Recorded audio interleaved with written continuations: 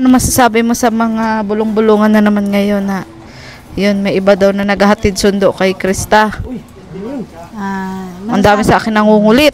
Sasabi ko lang po dyan, huwag kayong maniniwala kasi si Krista po ay hindi po siya naalis ngayon kung wala siyang ibang pupuntahan. Yes. Wala po.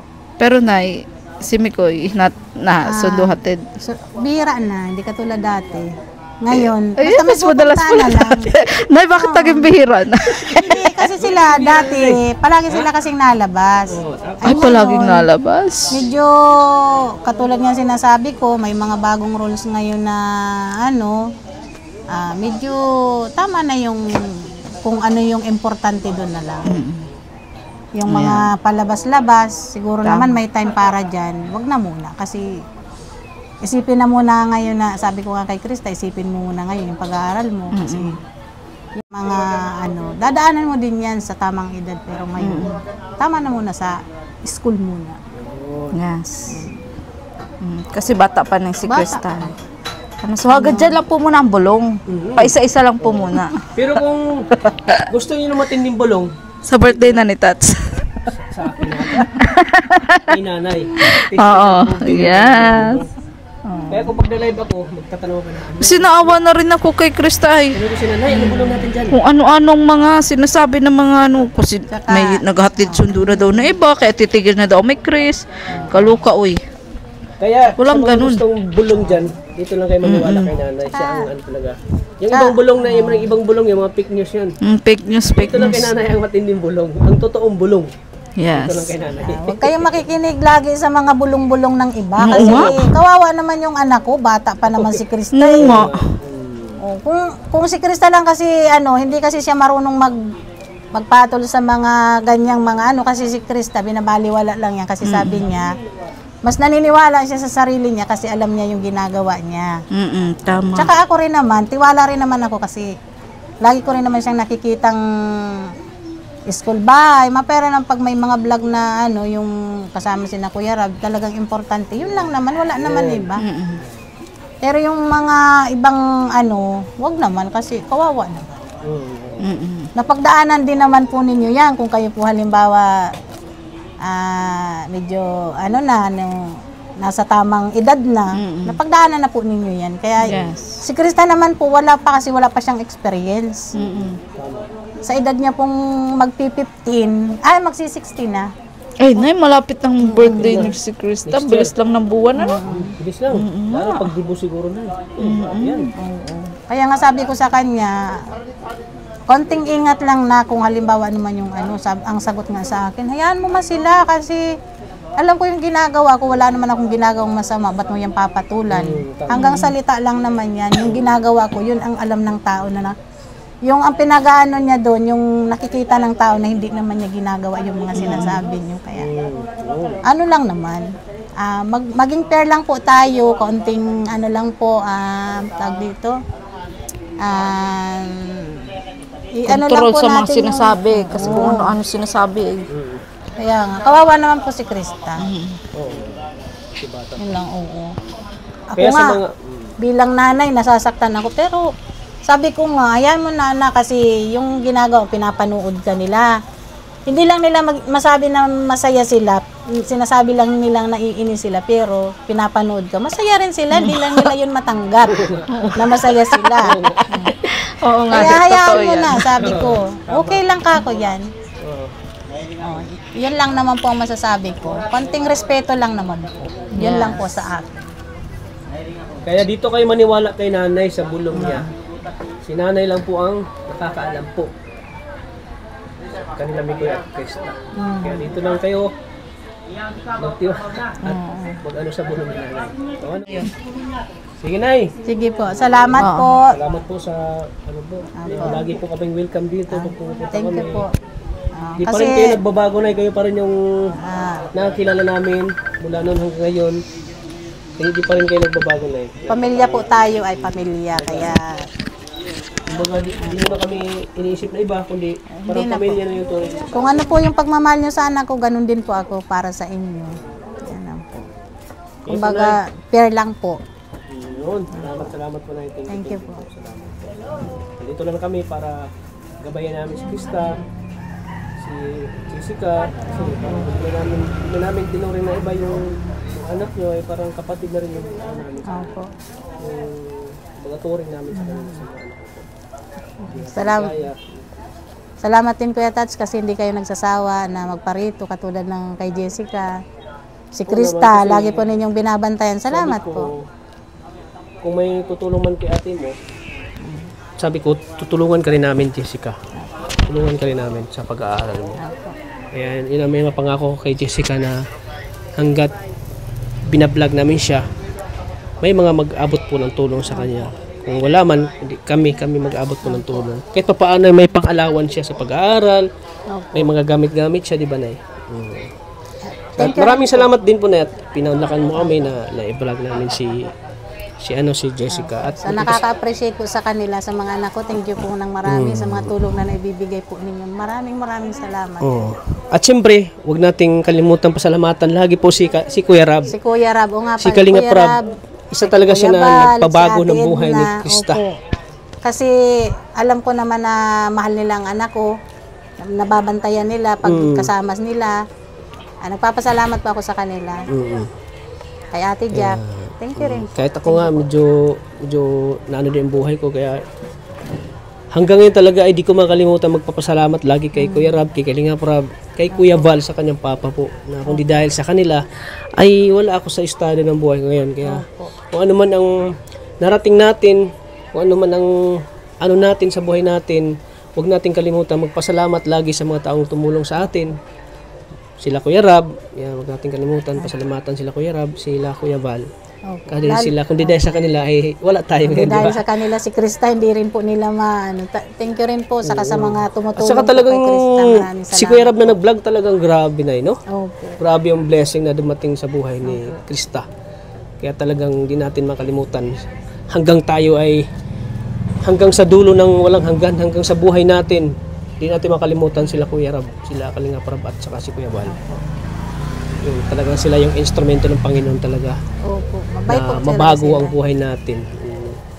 Siyempre, ano naman natin sa mga angels, di ba? Talagang lahat ng mga angels Lahat ay naman nagbago po. talaga ang buhay. Nagkaroon ng bahay, nagkaroon ng lupa, nagkaroon ng scholar. Talagang hanggang sa magkuliyo sila talagang makapagtapos talaga sila hanggat nasa kalingap sila. Katulad po ni Krista. Ayun po na na po niya na-appreciate po niya na ang mga tulong na naibibigay po ninyo. Kuya Rab, salamat po. Ako nga, Nay, minsan umiyak ako pag yung birthday nga ni Kuya Bal, naiyak na naman ako eh. Naiyak ko sa... Ano nga po, nung birthday ni Kuya Bal, hindi po sana siya pupunta doon. Kaso sinundo siya ni Grace. Kaya sabi ko nga kay Grace, ipagkakatiwala ko yan sa'yo. Ikaw nagsundo, ikaw din maghahatid. Kasi syempre, ayoko na rin naman ng anong mga issue ba na naririnig ko na na hindi maganda. Kaya sabi ni Grace, ay opo, tita, ako na pong bahala. Kaya nung birthday ni Kuya Bal, hinatid din naman po siya. Yun, oo. Kaya, thank you din sa iyo, Grace, kasi nandyan ka. At saka yun nga, sabi ko kanina, yung pagpapasalamat talaga ay bukal sa puso natin. Na ako naiyak talaga ako sa pagpapasalamat kay Kuya Bal. Na kung dahil kay Kuya Bal, ano kaya ang magiging buhay ko ngayon? So siguro naging janitor ako ngayon sa mga mall pa siguro. Naging security guard ako. Malinis ka ng mga dumi-dumi doon. Oo. Kaya pag talaga nagpapasalamat ako, iyak talaga ako. Iyak ng sapatos. Iyak ng wala akong ganito sapatos. Ganda to. Iyak talaga ng pasasalamat kay Kuya Val.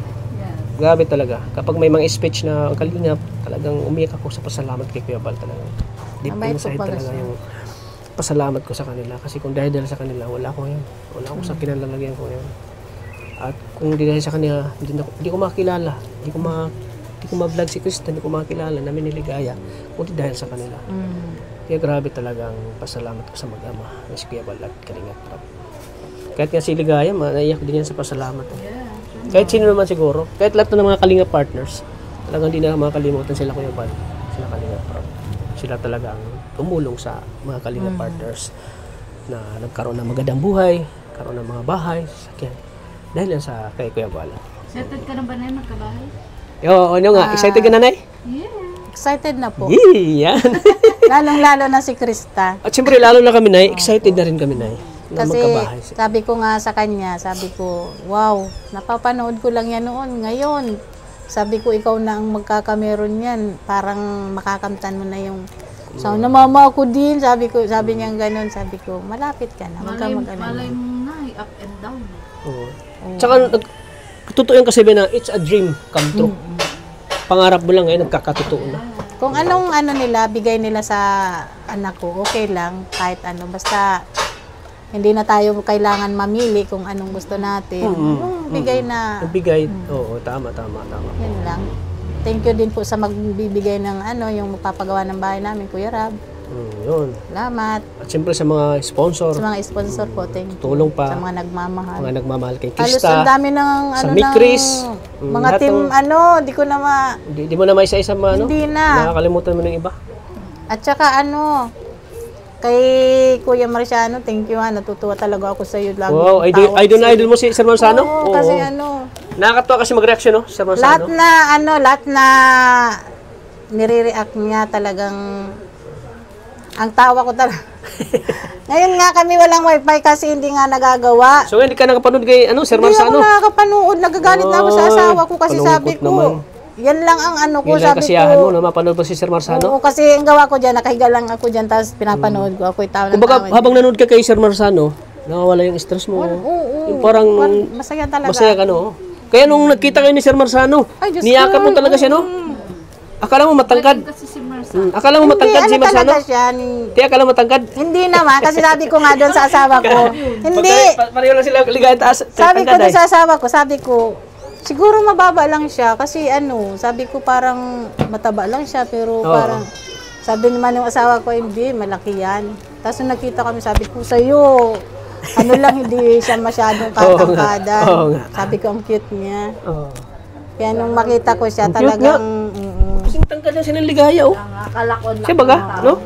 pero, Akala ko, kalaki ni Tiny, ganun. pero mabait siya. Mabait si Sir Marzano. Binigyan niya pa nga ako ng Mabait siya. habang yung paalis siya, binigyan niya ako ng blessing, eh. Kaya napakabait si Sir Marzano. At saka pag nag-react siya, wala siyang kinakampihan. Yung parang- Wala, oo, totoo. Magkapareha sila ni Kuya July.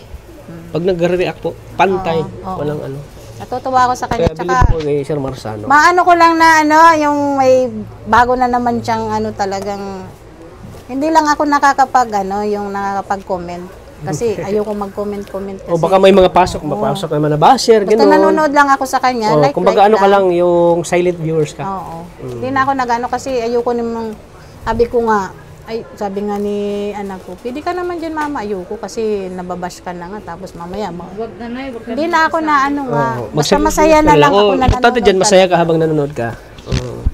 Basta, katulad nung pag siya, tinatawag niya pangalan ni Mikoy.